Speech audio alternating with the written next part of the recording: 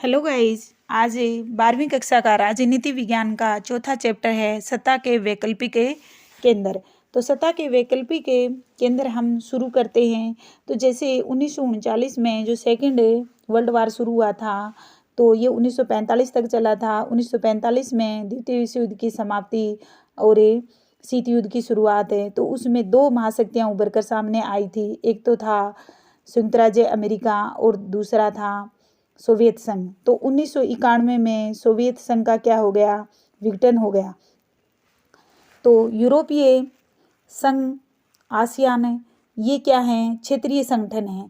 चीन एक देश है, चीन के बारे में भी हम पढ़ेंगे। यूरोपीय संघ और आसियान क्षेत्रीय संगठन हैं। तो क्षेत्रीय संगठन के कुछ उद्देश्य और लाभ भी होते हैं कि ये अपने सदस्य देशों में एकता की भावना मजबूत करे और क्षेत्रीय सहयोग को बढ़ावा दे।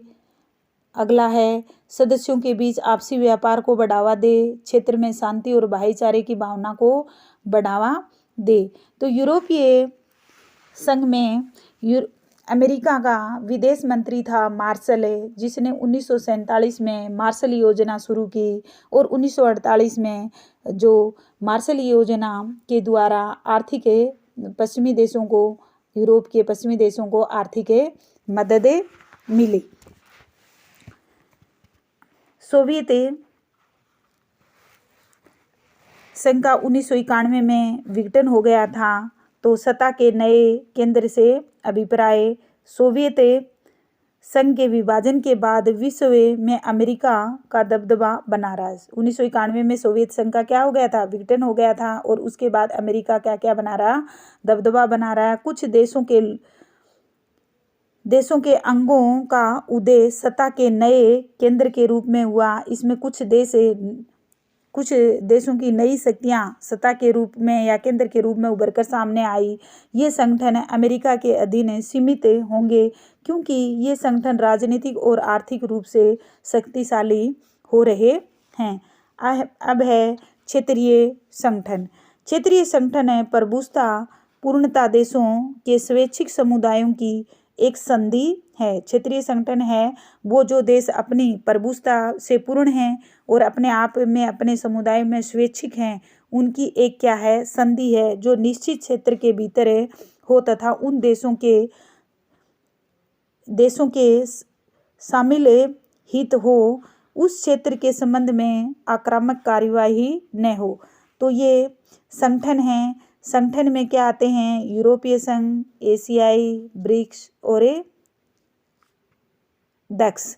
तो अब हम पढ़ेंगे यूरोपीय संघ को। किसको पढ़ेंगे, यूरोपीय संघ को। इसमें देश हैं रूस, चीन, जापान, भारत, इजराइल, जापान और दक्षिण कोरिया। तो अब हम इसी वीडियो में यूरोपीय संघ को पढ़ेंगे। तो यूरोपीय संघ क्षेत्रीय संगठन के उद्देश्य, यूरोपीय संघ और आसियान क्या हैं, क्षेत्रीय संगठन हैं। तो इनके क्या क्या उद्देश्य हैं। पहला है सदस्य देशों में एकता की भावना को मजबूत करना। अपना जो क्षेत्रीय सहयोग, यूरोप का जो क्षेत्रीय संगठन है, यूरोपीय संघ है, इसमें कुल मिलाकर 2016 तक 28 देश थे और वर्तमान में कितने हैं, 2016 के बाद कितने हैं, 27 हैं। तो उनमें क्या होनी चाहिए, एकता की भावना मजबूत होनी चाहिए, क्षेत्रीय सहयोग को बढ़ावा देना चाहिए, अपने क्षेत्र में एक दूसरे का सहयोग करना चाहिए, एक दूसरे की भावना को समझना चाहिए। सदस्यों के बीच आपसी व्यापार में वृद्धि। सदस्य देश 27 सदस्य देश हैं, इनके बीच क्या होनी चाहिए, आपसी व्यापार में वृद्धि होनी चाहिए। क्षेत्र में शांति और सौहार्द की भावना को बढ़ाना, अपने क्षेत्र में शांति भावना, भाईचारे की भावना को बढ़ावा देना। पूछताछ को आपसी बातचीत से समझौता। जो पूछताछ किसी भी देश से कोई भी पूछताछ की जाती है तो उसको हथियारों की बजाय आपसी बातचीत से ही उसकी क्या कर लेना चाहिए, समझौता कर लेना चाहिए। तो 1947 में जो अमेरिका का विदेश मंत्री था मार्शल, कौन था अमेरिका का विदेश मंत्री, मार्शल है। तो अमेरिका के विदेश मंत्री मार्शल ने 1947 में मार्शल योजना शुरू की। 1947 में कौन सी योजना शुरू की थी? मार्शल योजना शुरू की थी। और 1948 में इस मार्शल योजना के द्वारा जो यूरोप के पश्चिमी देशों को आर्थिक सहायता मिली या आर्थिक मददें की गई। दूसरे विश्व युद्ध के बाद यूरोप को बहुत नुकसान हुआ। दूसरा विश्व युद्ध 1945 में समाप्त हुआ था, तो उसके बाद शीत युद्ध चला था, तो यूरोप को इसमें बहुत नुकसान हुआ। अमेरिका यूरोप की अर्थव्यवस्था के संगठन के लिए भी भारी मददें की। तो अमेरिका ने सोचा कि यूरोप भी हमारा सदस्य देश है, तो अमेरिका ने यूरोप की आर्थिक संगठन की, मतलब यूरोप की आर्थिक तरीके से बहुत मददें की। इस योजना को मार्शल योजना के नाम से जाना जाता है। तो ये योजना किसने चलाई थी? अमेरिका का विदेश मंत्री था मार्शल, उसने इसे मार्शल योजना को चलाया था 1947 में। और 1948 में यूरोप के पश्चिमी देशों की इसने क्या की थी? सहायता की थी। मार्शल योजना के तहत 1948 में यूरोपीय आर्थिक सहयोग संगठन की स्थापना की गई। मार्शल योजना 1947 में बनाई गई, 1948 में यूरोपीय आर्थिक सहयोग संगठन बनाया गया। इसके माध्यम से पश्चिमी यूरोप के देशों को आर्थिक सहायता दी गई। ये एक ऐसा मंच बना जिसके माध्यम से पश्चिमी यूरोप के देशों में व्यापार और आर्थिक मामलों में एक दूसरे की मदद शुरू हो गई। तो ये जो मार्शल योजना के द्वारा जो यूरोपीय आर्थिक सहयोग संगठन 1948 में बनाया गया था, इस संगठन के द्वारा जो पश्चिमी यूरोप के देश थे उनमें आपस में व्यापार और आर्थिक मामलों में एक दूसरे की मदद करते थे, एक दूसरे के विचारों को सुनते थे और एक दूसरे की सहायता भी करते थे। संगठन यूरोपीय आर्थिक सहयोग संगठन। तो यूरोपीय आर्थिक सहयोग संगठन ये कब बना था? 1948 में बना था। कब बना यूरोपीय आर्थिक सहयोग संगठन? है 1948 में बना। 1947 में मार्शल योजना बनी, 1948 में क्या बना था? यूरोपीय आर्थिक सहयोग संगठन बना।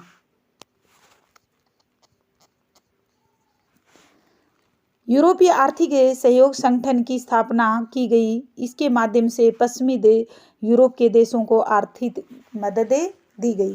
तो जो यूरोपीय आर्थिक सहयोग संगठन बनाया गया था, इस संगठन के द्वारा जो यूरोप के पश्चिमी देशों के लोग थे या पश्चिमी देश थे, उनकी क्या की गई थी? आर्थिक मददें की गई थी। तो 1951 में एक संधि की गई थी। 1951 में एक संधि की गई थी और उस संधि का नाम था पेरिस की संधि। कौन सी संधि थी? पेरिस की संधि। ये कब हुई थी? 1951 में हुई थी। और इसमें कितने सदस्य देश थे? इसमें 6 सदस्य देश थे। कितने सदस्य देश थे? 6 सदस्य देश थे।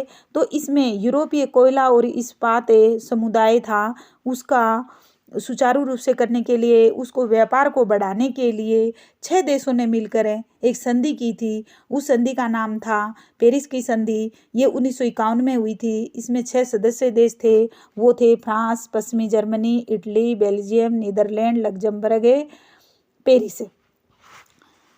तो 1957 में 6 देशों फ्रांस, पश्चिमी जर्मनी, इटली, बेल्जियम, नीदरलैंड और लग्जमबर्ग ने रोम संधि के माध्यम से यूरोपीय आर्थिक समुदाय और यूरोपीय एटमी ऊर्जा समुदाय का गठन किया। तो क्या किया था? 1957 में इन 6 सदस्य देशों ने मिलकर यूरोपीय आर्थिक समुदाय और यूरोपीय एटमी ऊर्जा समुदाय का क्या किया था? गठन किया था। जून 1979 में यूरोपीय संसद के गठन के बाद यूरोपीय आर्थिक समुदाय ने राजनीतिक रूप लेना शुरू कर दिया। तो क्या किया गया था? जून 1979 में यूरोपीय संसद बनाई गई। 1979 में यूरोपीय संसद बनाई गई, पार्लियामेंट बनाई गई, आम चुनाव करवाए गए और प्रत्यक्ष रूप से चुनाव हुए। और उसके बाद यूरोपीय आर्थिक समुदाय है वो राजनीतिक रूप लेना क्या कर दिया? शुरू कर दिया। तो इसमें 6 सदस्य देश थे। फिर 3 सदस्य देश हैं वो 1973 में इसमें शामिल हो गए थे। 1973 में इसमें कितने सदस्य देश और शामिल हो गए थे? 3 सदस्य देश और शामिल हो गए थे। उसमें थे डेनमार्क, आयरलैंड और ब्रिटेन। कौन से कितने सदस्य देश? 3, डेनमार्क, आयरलैंड और ब्रिटेन है। जनवरी 1973 में सोवियत संघ में शामिल हो गए। 6 पहले थे और 3 और शामिल हो गए। और जून 1979 में 9 सदस्य देश हो गए थे जब यूरोपीय संसद का गठन किया गया था। प्रत्यक्ष चुनाव करवाए गए थे, राजनीतिक रूप ले लिया था। उस टाइम पर कुल सदस्य कितने हो गए थे? 9 हो गए थे। और जनवरी 1981 में एक सदस्य देश और शामिल हो गया था, वो था यूनान। अब है यूरोपीय आर्थिक समुदाय का उद्देश्य। यूरोपीय आर्थिक समुदाय बना था, उसके क्या उद्देश्य हैं? उन सभी सवालों को समाप्त करना जिन्हें यूरोप में विभाजित किया गया। उन सभी सवालों को इसमें क्या कर दिया गया था कि समाप्त कर दिया गया कि जो यूरोप को क्या कर रहे थे? विभाजित कर रहे थे। यूरोपीय प्रतिष्ठा स्थापित करने के लिए अनुकूल भूमिका निभाना। यूरोप में अच्छी प्रतिष्ठा, भाईचारा, एकता, सम्मान की भावना जागृत करने की भूमिका निभाना। अगला है यूरोपीय संघ का गठन। जो यूरोपीय संघ है उसका गठन 1992 में एक संधि हुई थी। उस संधि का नाम था मास्ट्रिक्ट संधि। उस संधि के द्वारा जो यूरोपीय आर्थिक समुदाय था उसका नाम बदलकर यूरोपीय संघ कर दिया गया। क्या कर दिया गया था?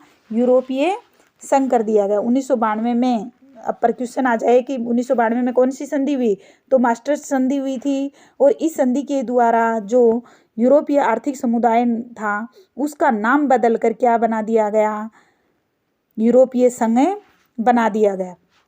जनवरी 1986 में पहले इसमें 10 सदस्य देश थे। जनवरी 1986 में 2 सदस्य और मिल गए थे, वो थे स्पेन और पुर्तगाल।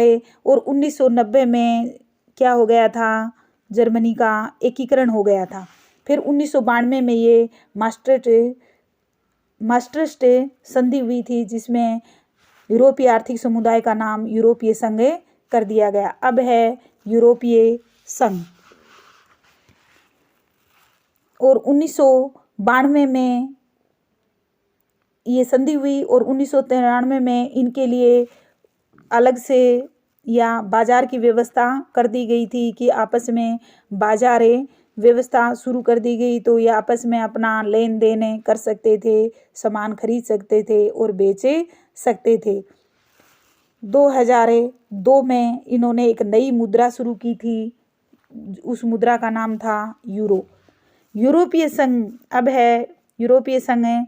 यूरोपीय संघ यूरोपीय देशों का एक क्षेत्रीय संगठन था। यूरोपीय संघ है वो क्या था? यूरोपीय देशों का एक क्षेत्रीय संगठन है। यूरोपीय संघ की स्थापना 1992 में हुई। यूरोपीय संघ की स्थापना कब हुई थी? 1992 में। कौन सी संधि के द्वारा? मास्ट्रिक्ट संधि के द्वारा। यूरोपीय संघ का अपना ध्वज है, अपना गान है, अपना स्थापना दिवस है। यूरोपीय संघ ने अपनी मुद्रा जिसे यूरो कहते हैं, यूरोपीय संघ ने 2002 में जनवरी 2002 में अपनी अलग से मुद्रा शुरू की थी। जैसे अमेरिका की डॉलर है वैसे यूरोप ने अपनी अलग मुद्रा शुरू की थी, यूरो मुद्रा शुरू की थी। उस टाइम में इसमें 12 देश शामिल थे और वर्तमान में 19 देश शामिल हैं। यूरोपीय संघ में लगातार नए सदस्य देशों का समावेश होता गया। जैसे प्रारंभ में इसमें 12 सदस्य देश थे और अब वर्तमान में इसमें और सदस्य देश भी शामिल होते गए तो वर्तमान में 19 हैं। जिससे हम पता लगा सकते हैं कि यूरोपीय संघ कितना प्रभावशाली है। इसके पास परमाणु हथियार भी हैं। तो यूरोपीय संघ है वो इतना प्रभावशाली हो गया है कि इसके पास परमाणु हथियार भी उपलब्ध हैं। यूरोपीय संघ के पास दुनिया की सबसे बड़ी सेना भी है। नोट: यूरोपीय संघ 2003 में अपना संविधान बनाने का प्रयास किया लेकिन बना रहा। यूरोपीय संघ के गठन के उद्देश्य: एक समान विदेश व सुरक्षा नीति। यूरोपीय संघ के क्या उद्देश्य थे? कि एक समान विदेश नीति होनी चाहिए और सुरक्षा नीति भी होनी चाहिए।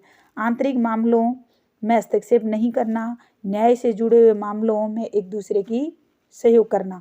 एक समान मुद्रा का चलन। मुद्रा कौन सी थी? यूरो। कौन सी मुद्रा थी? यूरो। वीजा मुक्त करे। तो इसमें क्या किया गया था कि पहले जो सीमा एक दूसरे देशों के बीच जो सीमा नियंत्रण था उसको क्या कर दिया गया था, समाप्त कर दिया गया था। ये कब किया गया था, जून 1985 में। कब किया गया था, जून 1985। और कौन, इसमें एक संधि भी हुई थी, वो कौन सी संधि थी, सांगेन की संधि। कौन सी संधि थी, सांगेन की संधि। और ये संधि कब हुई थी, 1985 में, जून 1985, जून 1985।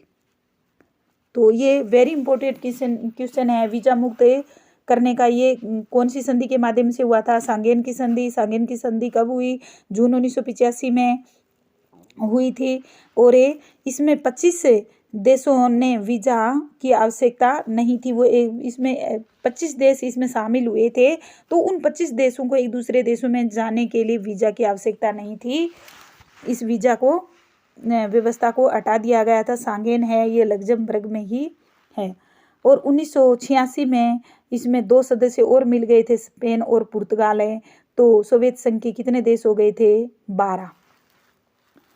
अब है यूरोपीय संघ की विशेषताएं। यूरोपीय संघ ने आर्थिक सहयोगात्मक संस्थाओं से दार्शनिक संस्थाओं का रूप ले लिया। तो यूरोपीय संघ में जो आर्थिक सहयोगात्मक संस्थाएं थी उन संस्थाओं ने अपना रूप क्या ले लिया, दार्शनिक संस्थाओं का रूप ले लिया। यूरोपीय संघ एक विशाल राष्ट्र राज्य की तरह काम करने लगा। यूरोपीय संघ है वो एक विशाल राष्ट्र राज्य के रूप में काम करने लगा और एक विशाल राष्ट्र राज्य की तहक रखने लगा। इसका अपना ध्वज है, गान है, स्थापना दिवस है और अपनी मुद्रा है। कौन सी है, यूरो। अन्य देशों से संबंध के मामले में ये काफ़ी हद तक साझी विदेश और सुरक्षा नीति बना ली है। अन्य देशों की सहायता करने के लिए भी इन्होंने साझी विदेश नीति बना ली है, एक दूसरे की सुरक्षा नीति भी बना ली है। यूरोपीय संघ का झंडा 12 सोने के सितारों के रूप में वहाँ के लोगों की पूर्णता, समग्रता, एकता और मिलनसार का प्रतीक है। यूरोपीय संघ का जो झंडा है उसमें 12 सोने के सितारों के रूप में है और इसमें यूरोपीय लोगों की पूर्णता, समग्रता, एकता, भाईचारा, मेल मिलाप की झलक मिलती है, उसका प्रतीक है। यूरोपीय संघ को शक्तिशाली बनाने वाले कारक या विशेषताएं। 2005 में दुनिया की सबसे बड़ा उद्योग था। इसका सकल घरेलू उत्पाद अमेरिका से भी ज़्यादा था। तो 2005 में यूरोप है वो दुनिया का सबसे बड़ा, सकल घरेलू उत्पाद में सबसे बड़ा बन गया था कि यूरोप में घरेलू उत्पाद है वो अमेरिका से भी ज़्यादा किया जाता था। इसकी मुद्रा यूरो, अमेरिकी डॉलर के प्रभुत्व के लिए खतरा बन गई थी। अमेरिका की मुद्रा है वो तो डॉलर है और यूरोप की मुद्रा यूरो है। तो ये अमेरिकी डॉलर से का क्या बन गई थी, खतरा बन गई थी। विश्व व्यापार में इसका रूप अमेरिका से 3 उदाहरण हैं। इसकी आर्थिक शक्ति का प्रभाव यूरोप, एशिया, अफ्रीका के देशों पर है। ये है विश्व व्यापार संगठन के अंदर एक महत्वपूर्ण समूह के रूप में कार्य करता है। तो यूरोपीय संघ है वो विश्व व्यापार संगठन है, उसमें एक महत्वपूर्ण समुदाय के रूप में कार्य करता है या महत्वपूर्ण समूह के रूप में कार्य करता है। एक सदस्य देश फ्रांस सुरक्षा परिषद का स्थायी सदस्य है। तो सुरक्षा परिषद का एक स्थायी देश है वो है फ्रांस। तो यूएनओ की सुरक्षा परिषद में का स्थायी सदस्य कौन सा है, फ्रांस है। कि 2016 में ब्रिटेन में जनमत संग्रह हुआ था तो 51.9 लगभग 52%, 51.9 लगभग 52% लोगों ने मतदान किया था। तो उसमें फैसला लिया था कि यूरोपीय संघ से बाहर निकलना है और खाली 48% लोग हैं वही यूरोपीय संघ में रहना चाहते थे। तो इसमें 31 जनवरी 2002 को ब्रिटेन भी इस जनमत संग्रह, यूरोपीय संघ के जनमत संग्रह से क्या आ गया था, बाहर आ गया था। पहले यूरोपीय संघ के 28 सदस्य देश थे और फिर ब्रिटेन बाहर आ गया। तो 2016 के बाद अब कितने सदस्य देश हैं? 27 सदस्य देश हैं। तो इसमें 2007 में बुल्गारिया और रोमानिया शामिल हो गए थे। तो इसके कितने सदस्य देश है? नहीं सॉरी, पहले इसके 12 सदस्य देश थे। फिर 2004 में इसमें 10 देश और शामिल हो गए थे। साइप्रस, चेक गणराज्य, एस्टोनिया, हंगरी, लताविया, लिथुआनिया, माल्टा, पोलैंड, स्लोवाकिया और स्लोवेनिया यूरोपीय संघ में शामिल हो गए थे। तो ये 25 सदस्य देश बन गए थे। उसके बाद 2 जनवरी 2007 में बुल्गारिया और रोमानिया शामिल हो गए। तो ये कितने बन गए थे? 27 बन गए थे। तो फिर 2009 में लिस्बन की संधि लागू हुई थी और 2013 में अंतिम सदस्य देश था, वो था क्रोएशिया। वो कौन सा देश था? 28वां देश था। यूरोपीय संघ में कुल कितने देश थे? 28। अंतिम सदस्य देश कौन सा है? क्रोएशिया। यूरोपीय संघ का 28वां देश कौन सा है? क्रोएशिया। क्रोएशिया यूरोपीय संघ का सदस्य कब बना? 2013 में। तो 2016 तक इसके 28 चले और 2016 के बाद ब्रिटेन ने जनमत संग्रह से अलग हो गया। तो कितने बच गए? 27 से बच गए।